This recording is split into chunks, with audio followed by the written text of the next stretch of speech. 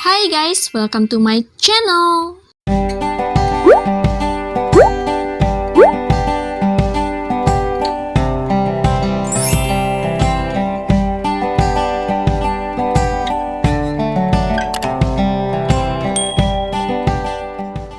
Hai guys, ketemu lagi dengan saya Ajeng yang Sona Falls dan ngomongnya belepotan.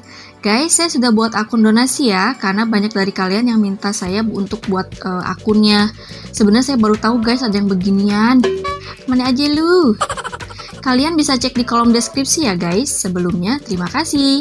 Pembahasan kali ini nggak begitu panjang guys, karena ini adalah akhir dari arc kekaisaran ya. Jadi, semoga kalian suka. Untuk kalian yang baru mampir di channel ini, saya sarankan untuk menonton video yang sebelum-sebelumnya agar tidak bingung dengan alur ceritanya. Bisa dicek di playlist ya guys. Saya juga mau mengingatkan kalau pembahasan light novel ini mengandung spoiler. Jadi kalau kalian gak suka spoiler dan gak suka cara saya membawakan cerita, silakan berhenti menonton dan gak usah ninggalin komen sampah. Kalau kalian bukan sampah, pasti mengerti maksud saya. Simple toh?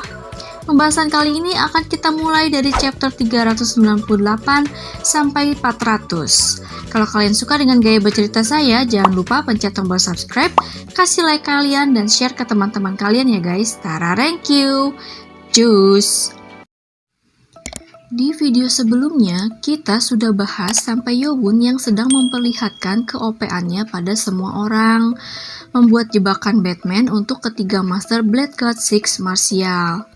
Yowon berpura-pura telah kehabisan energi setelah melakukan teknik Sky Flash yang dampaknya maha dahsyat.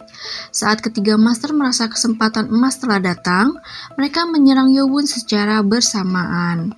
Berpikir meski kekuatan mereka berbeda jauh, namun kekuatan fisik mereka telah melampaui manusia. Jadi masih ada kemungkinan mereka menang melawan Yowon, si Divine Master. Namun semua itu hanyalah angan-angan yang tidak tercapai. Cha Yun Kang, Crazy Sword Master, mati karena tubuhnya terbelah dua oleh Yowon.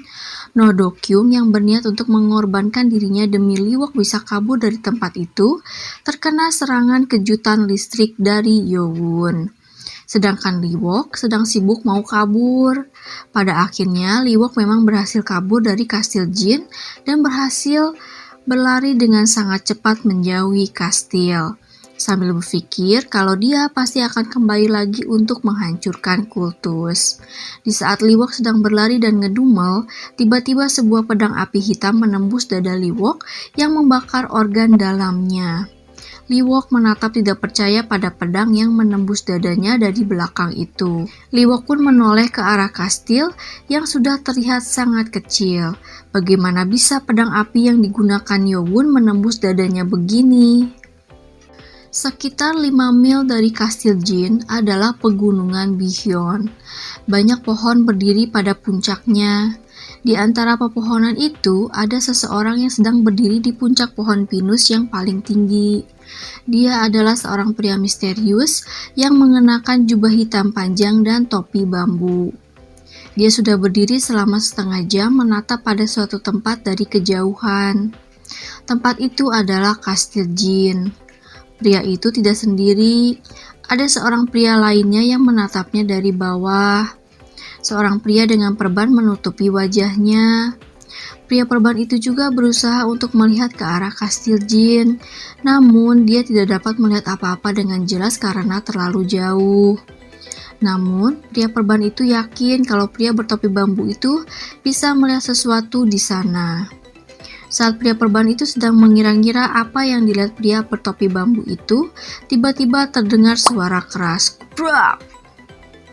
Pria bertopi bambu itu turun dari atas pohon dengan menghancurkan pohonnya. Pria bertopi bambu itu adalah Blade Lord, pimpinan sekte Blade God 6 Martial. Blade Lord datang ke situ untuk menyaksikan secara langsung perang yang terjadi di kastil. Tanpa babi bu, Blade Lord berkata kalau mereka akan pulang. Mendengar itu, pria perban itu bingung. Kalau rencana agung mereka berjalan dengan lancar, Blade Lord gak akan meminta mereka untuk pulang. Pasti ada sesuatu yang terjadi di kastil Jin, dan kemungkinan rencana mereka gagal. Pria perban itu menyarankan untuk mengirimkan kelompok pembunuh mereka saja. Tapi Blood Lord berkata kalau mereka telah kalah telak. Meskipun mereka mengirimkan pendekar sebanyak apapun, hasilnya akan tetap sama. Pria perban itu syok mendengar kata kalah telak. Demi berjalannya rencana mereka, semua orang telah bekerja keras dalam waktu yang lama. Dimulai dari memanipulasi pangeran pertama, sampai menaruh mata-mata di Force of Justice. Semuanya demi kesuksesan rencana agung mereka. Tapi bagaimana bisa? Pria perban itu berhati-hati dalam berucap. Jika memang gagal, maka kemarahan Blood Lord tidak dapat diungkapkan pakai kata-kata. Dengan suara tenang, Blood Lord berkata kalau itu tidak masalah, karena dia telah menemukan sesuatu yang lebih penting. Pria perban itu terkejut dan bingung, karena reaksi Blood God gak seperti yang dipikirkannya. Suaranya tampak puas. Blood God berkata kalau dia telah menemukannya. Demon God. Mata Blood God berkilau dari balik topi bambunya. Beberapa jam kemudian, suara teriakan dan erangan kesakitan dari para prajurit di dalam kastil Jin sudah tidak terdengar lagi.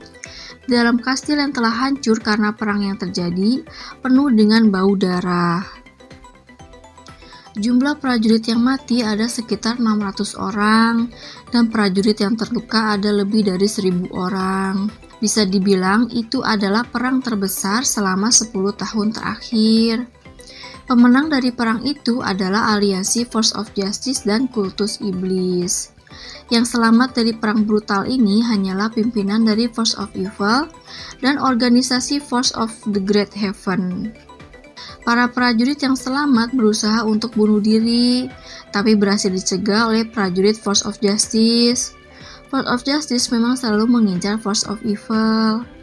Gak seperti Force of Evil, nasib para prajurit Blood God Six Martial berakhir dengan mengerikan.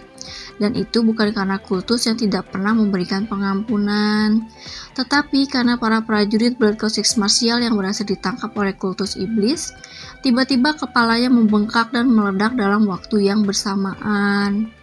Sesuatu yang ditanam di dalam kepala mereka bereaksi, dan mereka pun meledak secara bersamaan. Sekte Blood God Six Martial memang sekte yang tidak akan meninggalkan bukti dan tidak akan meninggalkan celah apapun. Hal itu membuat Great Guardian Maragion menjadi tegang. Sebenarnya apa yang disembunyikan oleh sekte Blood God Six Martial sampai-sampai mereka takut hal itu ketahuan. Tetapi bahkan mereka nggak akan menduga hal yang satu ini. Maragion melihat pada seseorang. Masih ada pria tua dengan kepala botak yang tubuhnya kejang-kejang karena syok terapi listrik dari Yowun. Gak cuma rambutnya yang hilang, bahkan sampai alisnya aja gosong. Rasa sakit yang dialami pria tua itu benar-benar mengerikan. Kedua tangannya hancur dan darah hitam menetes dari mulutnya. Dia adalah Nodokyung, Fire Sword Master. Ternyata dia belum mati, guys. Nodokyung yang terlihat seperti orang yang sudah hilang akal dan sudah kehilangan jiwanya, menggumamkan kalau Yowun adalah monster. Di saat kepala prajurit Blood God Six Martial lainnya meledak secara bersamaan, Chun Yowun berhasil mengeluarkan kelabang yang ada di kepalanya. Darah hitam yang menetes dari dalam mulutnya adalah buktinya. Maragion selalu merasa kalau Chun Yowun berbeda dari Lord-Lord sebelumnya. Maragion gak bisa mengukur sampai mana batas Yowun. Maragion berpikir keinginannya untuk menyaksikan keberadaan Chunma akan terwujud. Mungkin Chun Yowun memang benar-benar Chunma generasi kedua. Sementara itu, Force of Justice dan Kultus sedang berselisih karena satu hal. Perihal Nam Gumkyong yang selamat. Hubong berhasil memotong tangan Nam Gumkyong yang berusaha kabur. Secara kebetulan, pimpinan Mo Yongkang sedang ada di atas dinding kastil. Itu sebabnya Mo Yongkang bisa menghentikan Hubong yang mau menangkap Nam Gumkyong. Force of Justice bersikeras gak mau menyerahkan Nam Gumkyong pada kultus, dengan alasan merekalah yang menangkapnya duluan. Padahal alasan sesungguhnya Force of Justice nggak mau menyerahkan Nam Gung Kyong ke tangan Kultus karena takut rahasia Force of Justice akan terbongkar. Bagi Force of Justice, kenyataan kalau Nam Gung Kyong adalah pimpinan organisasi rahasia yang telah berjalan di belakang mereka secara diam-diam sudah membuat mereka syok. Dan sekarang dia bahkan kerjasama dengan Blood Code Six Martial pada perang yang sudah terjadi. Mereka nggak bisa membiarkan Kultus mendapatkan informasi yang dipegang oleh Nam Gung Kyong, baik itu informasi mengenai Force of Justice ataupun mengenai organisasi fanatik itu sendiri. Informasi itu hanya boleh digunakan oleh Force of Justice bagaimanapun caranya. Semua anggota organisasi itu mati dalam perang, dan satu-satunya yang masih hidup akan dibunuh oleh musuh mereka saat itu juga.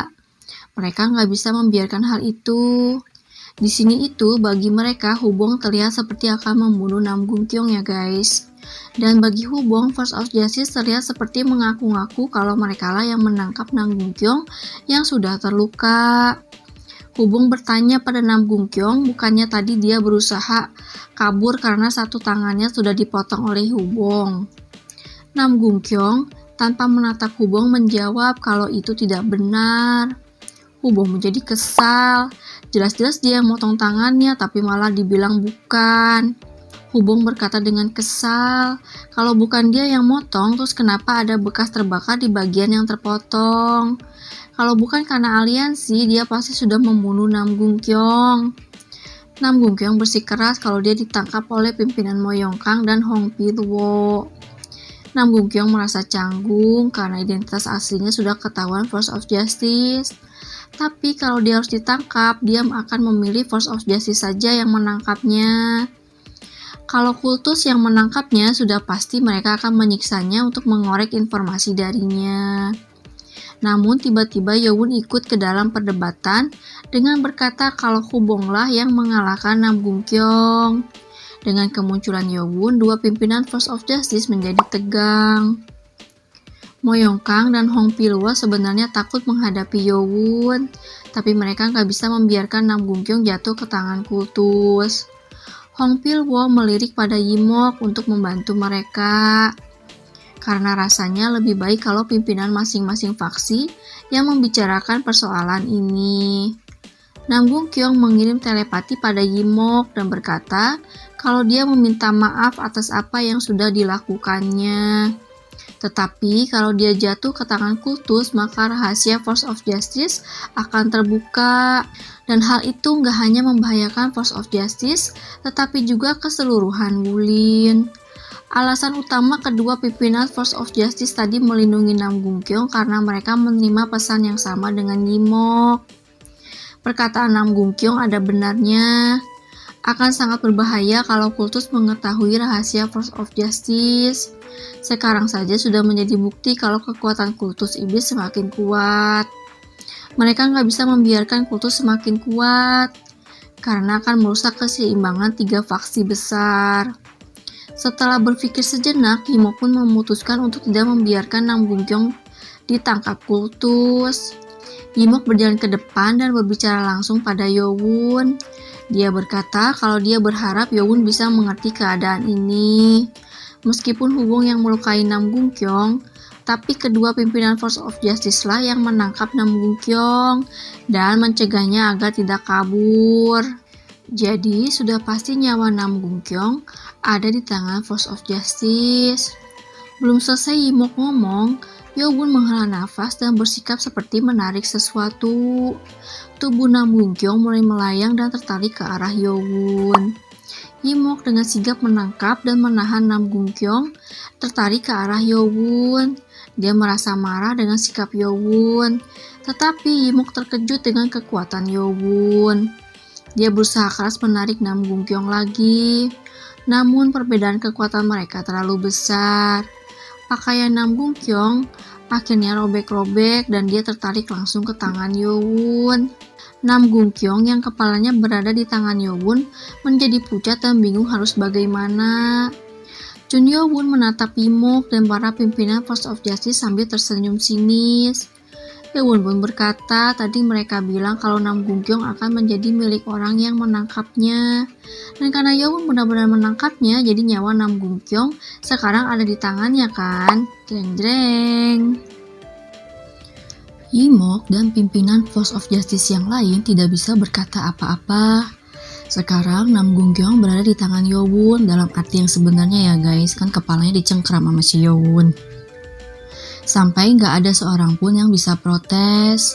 Dengan cerdik, Yewon menggunakan kata-kata yang mereka ucapkan untuk membalas mereka. Yewon pun berkata kalau dia akan membawa Nam Gung-kyung.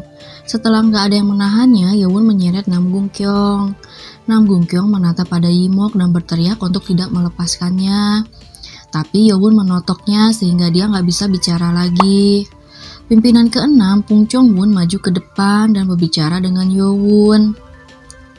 Meminta Yewon untuk menghormati aliansi dan menyerahkan Nam Gung-kyung pada mereka. Tadinya Pung Chong-won yang sedikit mengenal Yewon nggak mau memihak manapun, tetapi mempertimbangkan kalau Force of Justice menyerahkan Nam Gung-kyung pada Yewon nggak akan berakhir dengan baik, dia pun memutuskan untuk bicara. Tetapi Yewon tetap diam dan tidak melepaskan Nam Gung-kyung.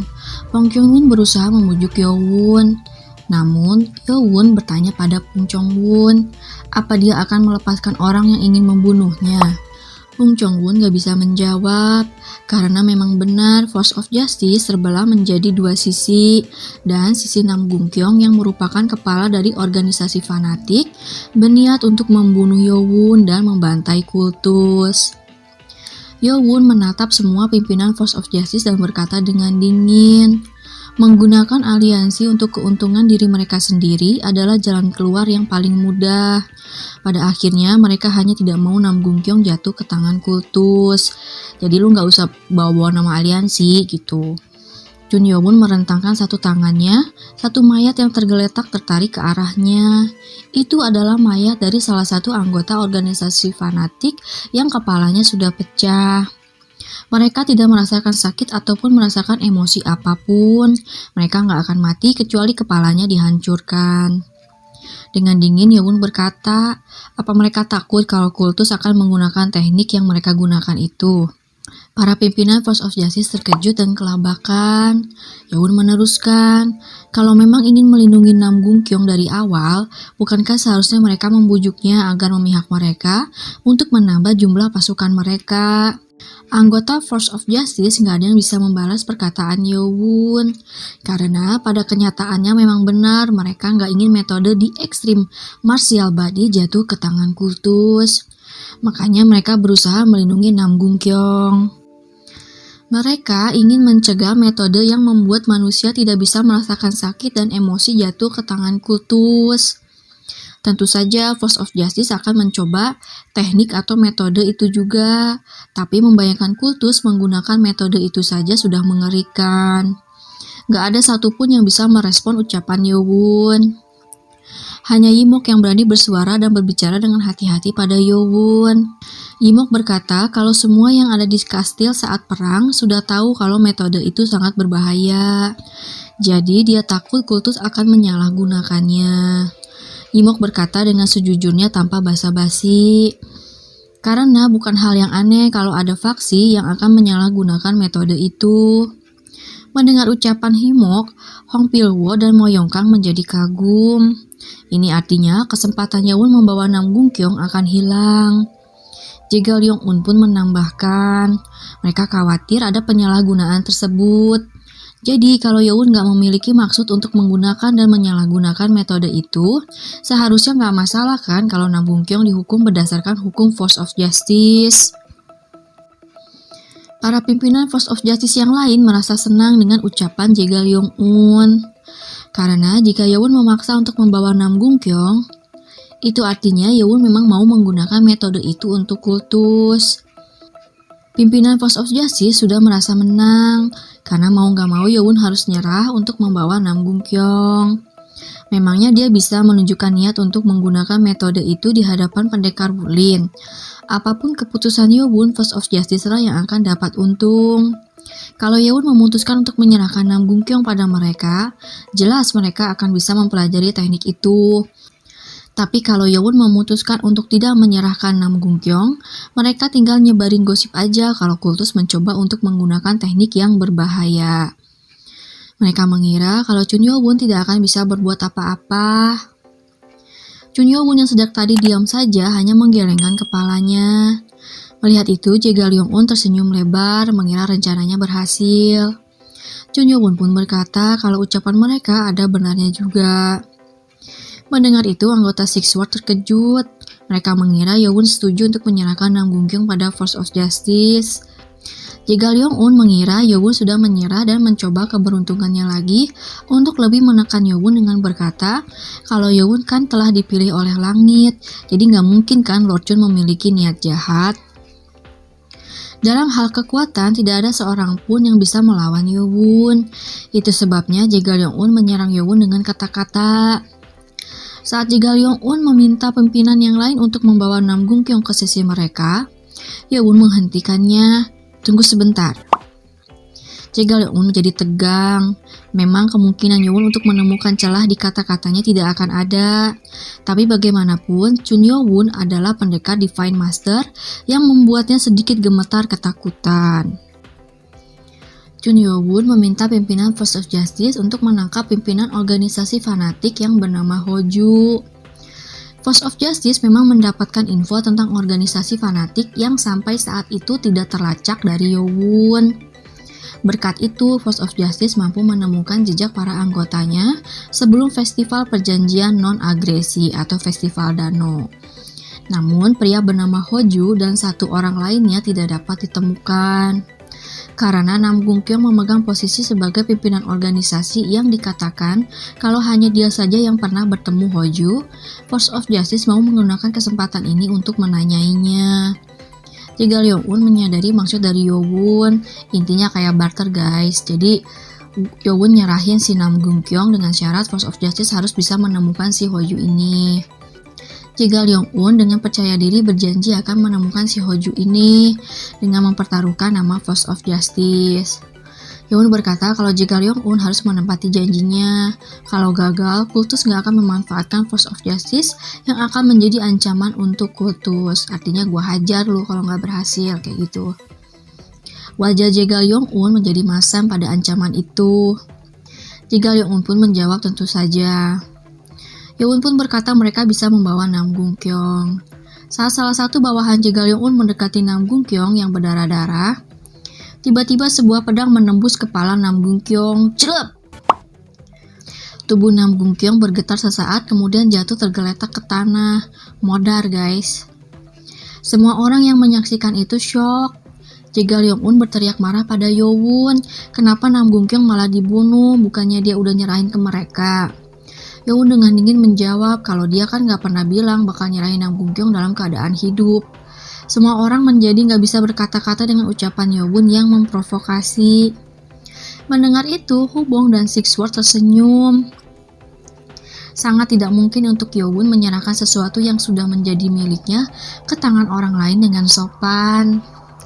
Yimo pun berteriak marah bagaimana Yowon bisa bertindak seperti itu dalam situasi ini. Ini menandakan kultus menghina Force of Justice. Bagaimana bisa Yowon membunuh Nam Gungkyong yang sudah diserahkan pada Force of Justice begitu saja? Bagi Yimo, kematian yang dialami Nam Gungkyong sangat tidak adil karena pria itu melakukan segala cara untuk bertahan hidup di perang ini, tapi malah mati begitu aja. Yowon dengan tenang berkata kalau saat ini tindakan Yimok berlawanan dengan apa yang dikatakan Jae Ryong-un. Yimok bingung, ngomong apa sih lu? Yowon melanjutkan, kalau tadi Jae Ryong-un berkata akan menghukum Nam Gungkyong sesuai dengan hukuman Force of Justice. Yowon menoleh pada Jae Ryong-un yang syok. Dia menggunakan kata-kata itu hanya untuk memojokkan Yowon. Tapi Yowon menggunakan kata-katanya sebagai alasan untuk membunuh Nam Gungkyong. Jae Ryong-un berusaha menjelaskan maksud dari perkataannya itu. Namun tiba-tiba terasa sebuah energi yang mengerikan yang membuat suasana seperti mereka berada di ujung tebing dengan pisau di leher mereka. Itu adalah energi dari Maragyom si dewa kematian yang saat ini berdiri di samping Yowon. Maragyong berkata dengan suara rendah. Beraninya jika Ryong-un mau mengubah kata-katanya yang telah diucapkan pada The Lord. Maragyong gak bisa menerimanya. Dalam sekejap, prajurit kultus telah berkumpul di sekelilingnya membuatnya syok. Mereka seperti tidak menerima jika Ryong-un yang sudah menghina The Lord mereka. Ryong-un berkata dengan dingin, bukankah membunuh seseorang yang menusuk mereka dari belakang adalah hal yang bagus? Lagi pula harusnya mereka tenang sekarang karena teknik berbahaya yang sejak tadi mereka bicarakan tidak akan bisa disalahgunakan oleh orang lain. Ya kan, orang yang punya tekniknya aja udah mati. Mendengar ucapan Yowun, para pimpinan Force of Justice bingung. Loh, jadi dari awal Yowun tuh nggak mengincar teknik berbahaya itu? Ya sebenarnya kultus nggak perlu juga sih teknik semacam begitu. Wong orang yang mengembangkan tekniknya aja kan ada di kultus. Siapa coba? Ayo tebak. Yap, dia adalah tabib dewa Gamrosu. Makanya Yowun tenang-tenang baik ngebunuh si Nam Gungkyong.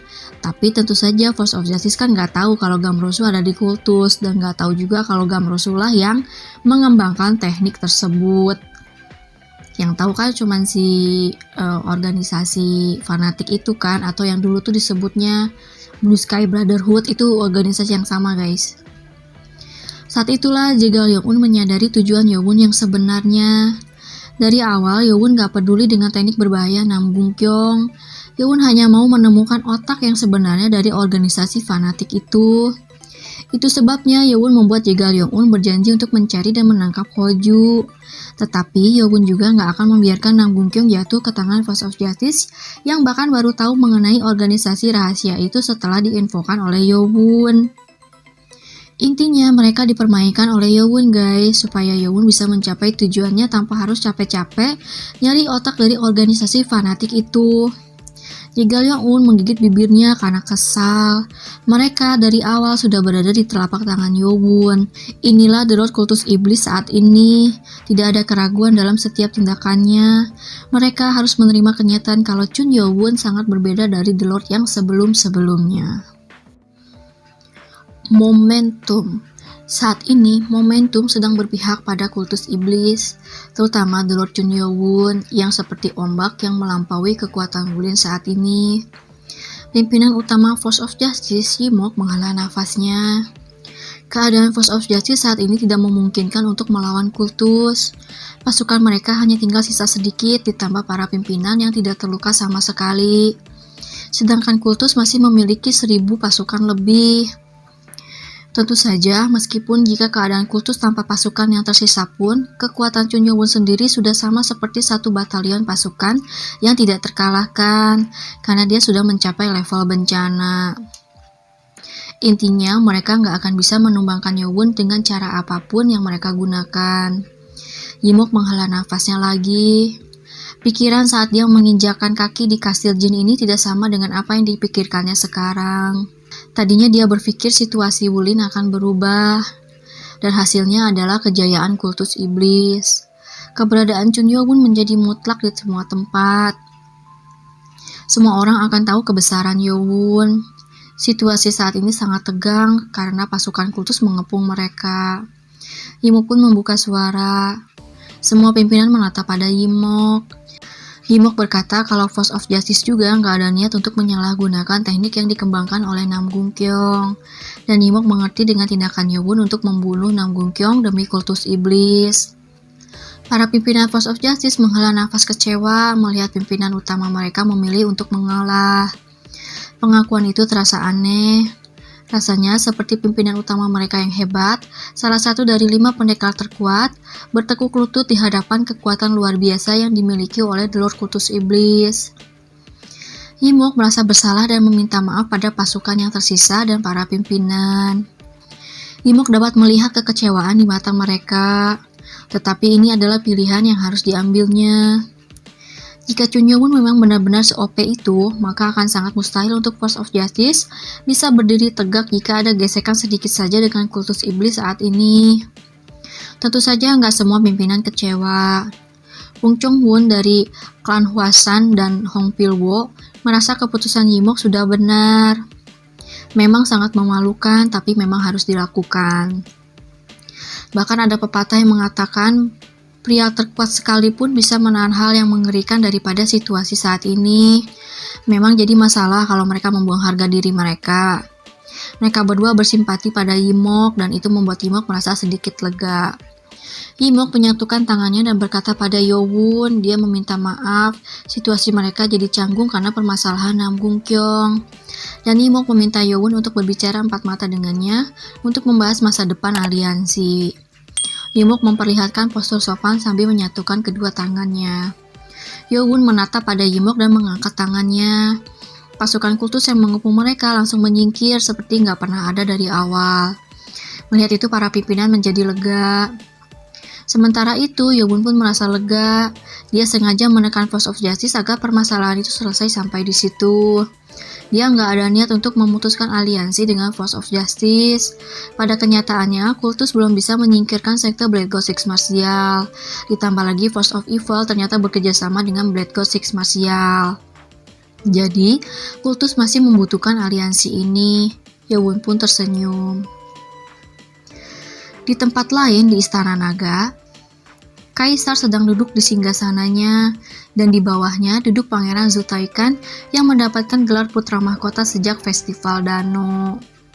Karena kejadian di kuil bawah tanah, Zutaikan akhirnya mendapatkan posisi itu.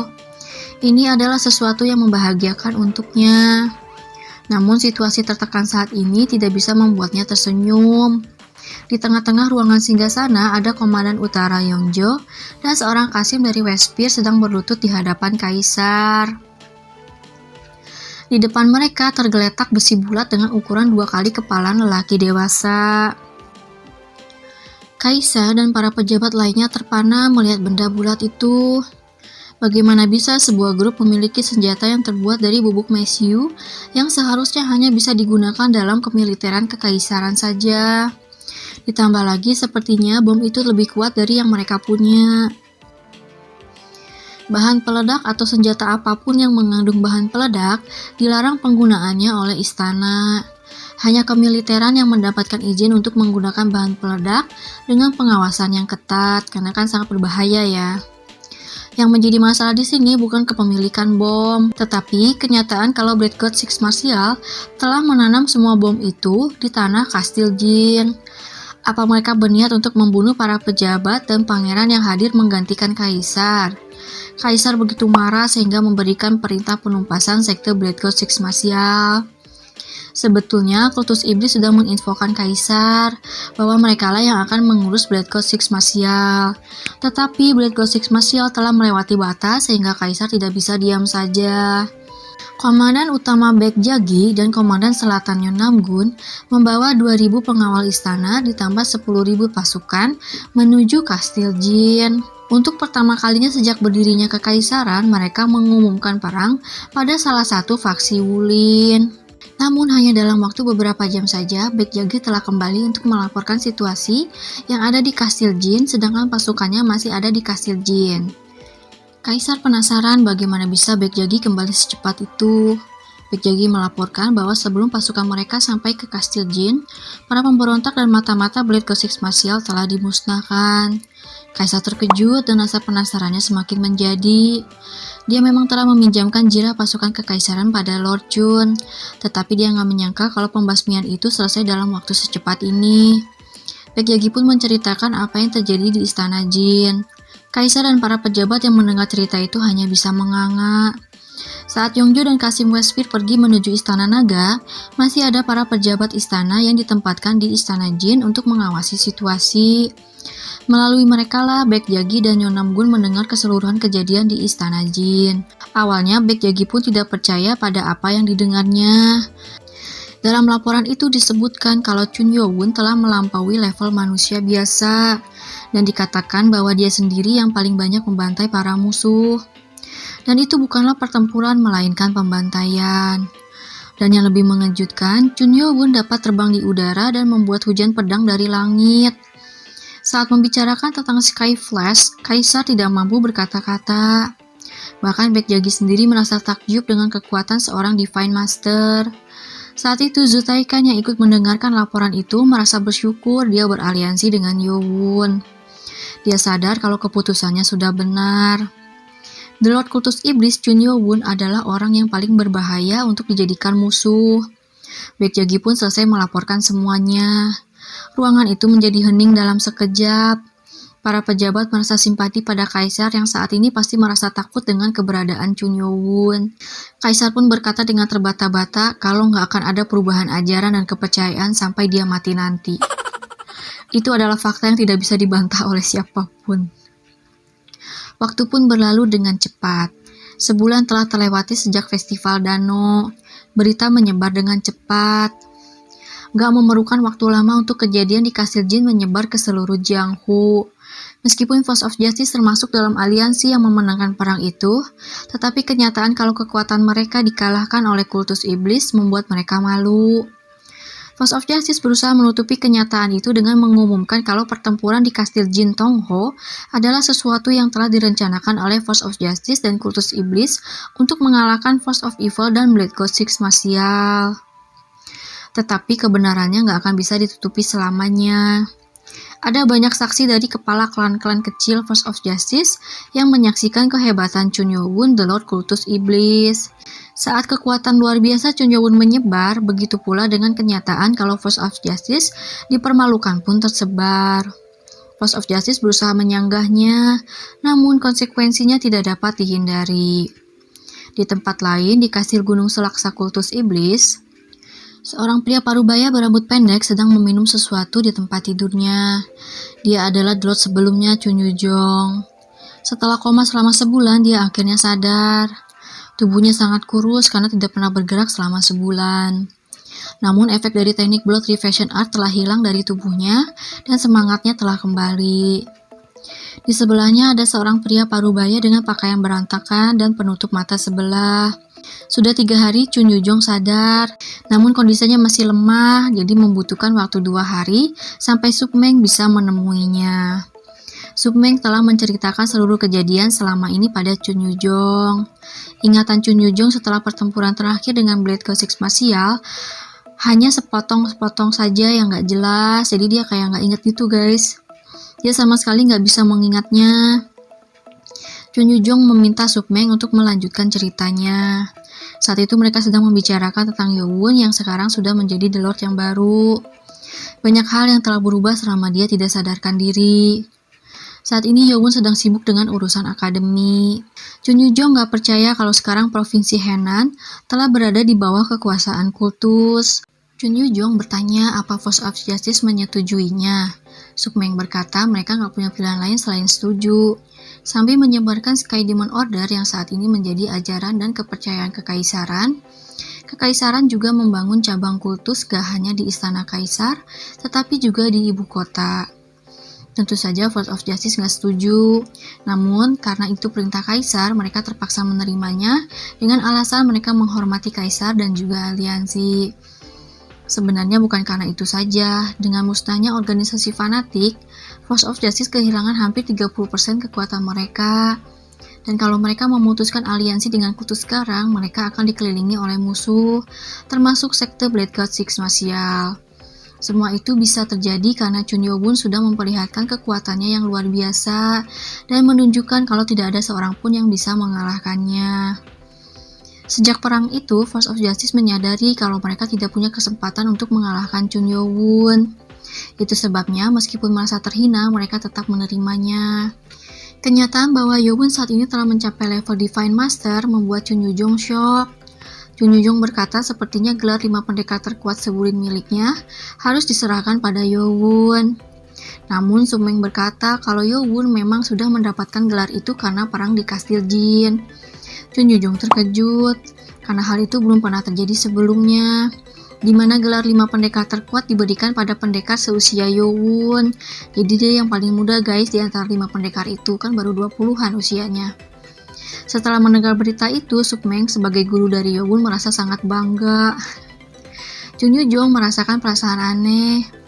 Putranya dan Hwa-yun yang dulu mendapat tekanan dari 6 sekte dan gak bisa mempelajari ilmu bela diri sampai dia masuk ke akademi, sekarang sudah bisa berdiri sendiri sangat tinggi di atas siapapun. Chun Yujong bertanya pada Sukmeng apa Yewon memiliki julukan sekarang. Mendengar pertanyaan itu, Sukmeng tersenyum lebar dan berkata kalau Yewon mendapatkan gelar yang cocok dengan kultus, yaitu Demon God.